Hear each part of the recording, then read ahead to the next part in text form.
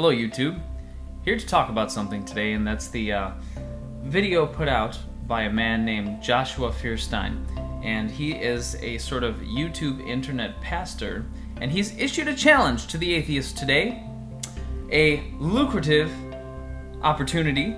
He's issued a challenge stating that if any atheist can prove that God does not exist, he will give them $100,000. No doubt inspired by James Randi, with the $1 million prize, stating that if anybody can prove psychic or supernatural phenomenon, they will give them $1 million. But you see, what Joshua Feurstein is actually doing is in his own mind quite genius, because here's the truth. He knows exactly what he's doing. He's asking people to prove a negative, which you cannot do, and the internet has termed this greatly today, and I love this. I'm going to use it. It's called the Feurstein fallacy. I'm going to continue trying to say that correctly. The Feurstein fallacy. The Feurstein fallacy.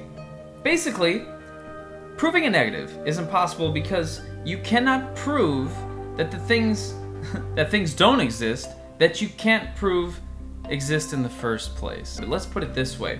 You can't prove that unicorns don't exist. You can't prove that leprechauns don't exist. Is there evidence that they do exist? Well, in the minds of some people, sure. But in this case, he's trying to appeal to his herd, basically, by saying something as incendiary as, "Oh, atheist, you cannot prove that God does not exist." So I'd like to go through this point by point. So he asked the question, how would this ever hold up in a court of law? Basically stating that, how would it hold up in a court of law if you were to offer evidence that God does not exist? And he's actually saying that because it might be a mistake on his part that he said that to those knowledgeable of what he's trying to do, because it proves that he knows exactly what he's saying. He knows you cannot prove that God does not exist. He goes on to with an anecdote about how he spoke to an atheist the other day, and the atheist said, "Well, you know, I don't believe in absolute truth." And he said, "Oh, really? Do you believe that?" And the atheist said, "Yeah, I believe that." And he said, "Well, you just prove yourself wrong." You know, to anyone who has any sort of smarts or knowledge, this is ridiculous. And he was either talking to someone very dumb, or he made that up. He then goes on to talk about the experience of people, the knowledge of people versus all knowledge that there is. And, you know, he's trying to make the point that atheists are saying God does not exist. Now, there are atheists that are saying that, but most of us refer to them as anti-theists or strong atheists. Whereas all atheism really is lack of theism, meaning you don't believe that you have no proof, you don't believe there is a God because there's a lack of evidence for the existence of a deity. You separate yourself from theism in that way. He says because they've never experienced him, in their minds, he doesn't exist. But the fact of the matter is, and this is the God honest truth, nobody has experienced God, because, as will be admitted by even most religious people, God doesn't interfere. By their own standards, that's the message that's given off, is, you know, don't test God, don't ask for God to prove himself, because he won't. And yet on the other side of the coin, the other message is, ask God to reveal himself to you and he will. All you have to do is open your heart to Jesus Christ and the Lord, and you will know him. Whatever the fuck that means. I'd like you to see if you could just hear this. I'm going to turn my speakers up here, so I'm going to play this little 1-second clip here of him saying something that just makes absolutely no fucking sense to me. Here goes. Now, the problem with truth and absolute truth is I believe that this generation doesn't like that concept because it means that there's moral law. It means that... What? Now that there's something that they will one day have to answer to. So let me get this straight. The problem with absolute truth and this generation's problem with objective absolute truth is it means that there's a moral law? How do those two things even relate? They don't. We have a problem with absolute truth because it means we'll have to answer for what the things that we do? If you're talking about objective absolute truth, objective things have objective evidence. And secondly, that has nothing to do with morality. Because the objective truth is that there is no objective morality. If there was an objective morality in the universe or in the world, depending on what you believe exists outside of your own sphere of influence or perspective, is that if the universe did have this objective moral law, then the universe would have to follow it itself. If there was an objective moral code instilled in the fabric of reality, then these things that are against that objective moral law simply could not happen, or at least logic would lead one to assume that. He goes on to say that an atheist would not be able to condemn something like the Holocaust, or let's take any other great tragedy in the world, that because we believe that people are accidents and they're just constructs of molecules. I mean, what is this guy talking about? In the true universal perspective of science, it's not that we are an accident, and it's not that we were created. It's that it happened. We're here now, and that's just how it is. I mean, is it chance that if you have infinite odds, meaning that anything really is possible? Let's put it this way. Let's rewind this a bit. I've heard somebody has made the argument to me in the past, like, oh, are you telling me, look at how improbable life is. Are you telling me that at some point enough molecules will bounce around and into each other and atoms and yada yada to create a car or a refrigerator? And my response to that is always, yes, it's already happened. Because things happened in the universe, molecules bounced around, DNA was created and DNA came to be, and things bumped against each other, and now there are cars and refrigerators in the universe. It happened already. But to say that an atheist cannot deem things like the Holocaust to be immoral or reprehensible is downright offensive in my book. Our morality stems from our evolution as a species.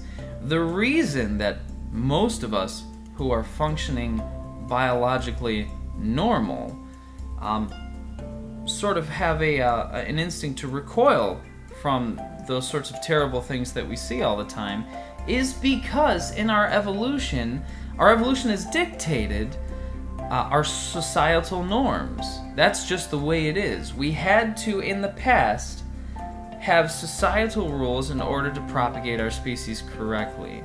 Now, in some people's view, that's a very sort of shallow way of thinking. There's no deep emotional impact behind that for them. But if we look at the rest of nature, beings that some would consider to be less evolved or less not superior to us, that we are superior to, like lions, for example, and lion prides, or take anything where a group of animals gets together and stays in the same space for long enough. They come up with their own societal rules, and that's based on, those rules are always based on what works best for the survival of their species or their little neighborhood as a whole. It's just the way it is. It's the way it has been. It's the way it continues to be in the human race and outside of the human race. To sum up what I just said, all of that nonsense that I just spewed out because my brain is moving at 1,000,000 miles per second, our morality stems from evolution and our species' need to propagate itself and to thrive and to survive. He asks, how was Hitler then not the fittest? Because he keeps harping on this survival of the fittest. When really that's not what evolution is actually about. It's just that it so happens to be that those who survive, at least back in the, back years and years ago, were the ones who were the most fit to survive. And that's not necessarily a terrible thing. And the Holocaust had nothing to do, or World War II or any of the Nazis' plans, had nothing to do with survival of the fittest. It was one man, or actually a group of people's idea of who should be considered fit to survive. He asks, how was Hitler then not the fittest? Well, he must not have been, because he lost. He keeps saying things like, why is it that in every country murder is illegal? Well, there are so many shades of gray to that statement, because is murder actually illegal in most societies? And by that, what I'm really asking is, what constitutes murder? In most people's view, in the common man's view, it would be if I go and kill my neighbor right now, that would be murder. But if I'm caught, brought to justice, and the state executes me, that's not murder. Both are the taking of another's life. One constitutes murder legally, and in a lot of people's eyes, the killing in one instance is acceptable. The killing in another is not. It's hard really to disseminate what this man is actually trying to say, because he's all over the board here. He really is. He says we inherently abhor those things because God and Jesus writes those precepts on our heart. Now, we've been over this already.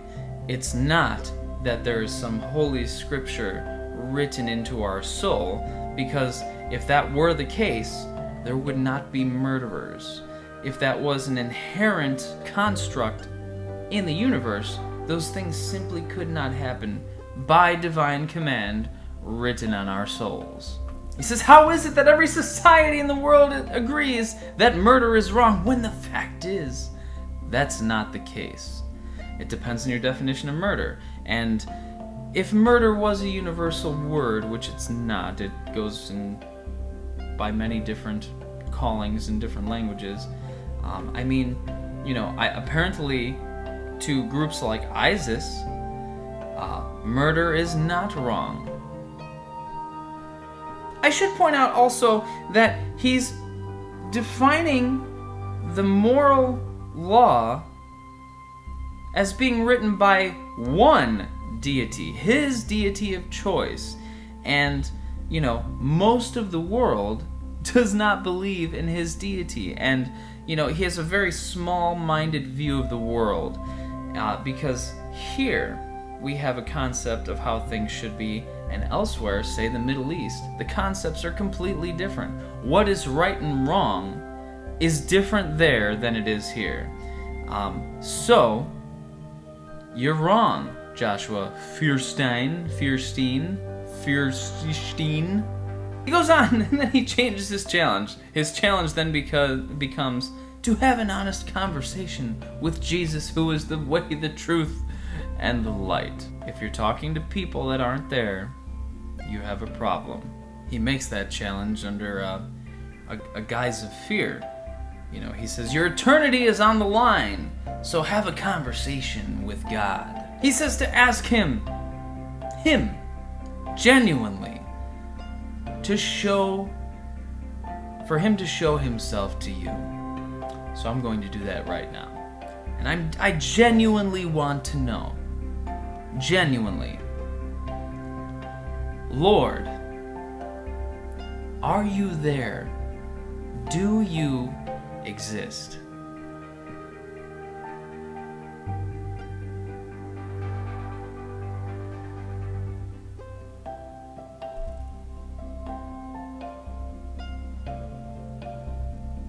Well, maybe I have a bad connection. Well, he asked the rest of his herd to help an atheist out. And I actually encourage you to try and do so. Help an atheist out. Help us by learning more about the real world around you, by becoming scientifically literate, by actually realizing what is happening in the world around you. It's easy to trace where the idea of deities came from when we look back into the past. We didn't have explanations for things. You know, we knew that we influence things around us. Living beings influence things around us. We made things happen. So, when we saw things like lightning bolts, volcanoes, the sun, the moon, we figured those must be basically giant people influencing those things, making something move across the sky, because when you're sitting here on the planet, you can't feel the movement of the planet as it turns, as it moves around the sun and the solar system. You know, all of those things now we have explanations for. So, the idea of deities, while fascinating, while imaginative, is no longer necessary. So please, I challenge you also, help an atheist sleep better at night by learning more than your dumb fucking brain already knows. Thank you.